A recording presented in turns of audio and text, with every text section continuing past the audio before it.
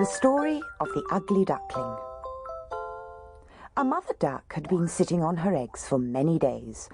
There were 5 eggs in the nest, all a light blue in colour, and at first the drake had been willing to help her when she felt like taking a little exercise or a swim. But he had become rather bored with it all. "Surely it's time those eggs hatched," he said to the mother duck, and he had gone off to look for food. But he didn't return, and so the mother duck had no one to help her. One evening, after a long, hot day sitting on the eggs, the mother duck decided she must have a swim to cool down. She looked carefully about her nest to make sure it was safe to leave. On the opposite bank, she noticed a pile of hay. She thought that the farmer must have dropped it from his cart and took no more notice of it, but she should have done. No sooner had the mother duck left the nest and gone off swimming than the pile of hay moved, ever so gently, and a black nose appeared, then a brown nose, a long brown nose. Yes, it was a fox. The sly old creature had been hiding all day under that pile of hay, and now when he saw the mother duck leaving, he crept out.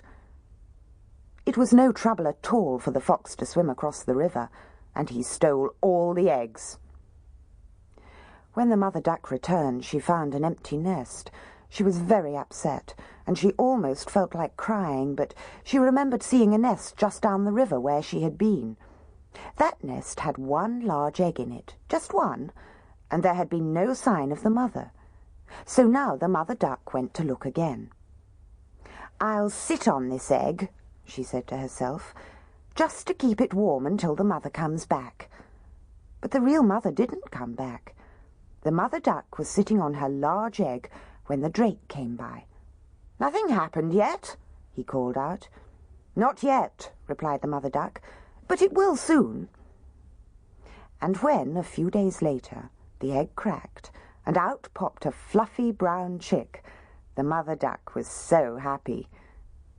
True, it wasn't the prettiest chick she'd ever seen, and it wasn't yellow, as she thought it would be, but it was hers, and that made her happy. However, that little brown chick soon became a big brown chick, far, far bigger and fluffier than all the other little duck chicks on the same river. He was so big and gawky, and he looked so funny, and very soon he was as big as his mother. All the other ducks and duck chicks laughed when they saw him. He often went off on his own.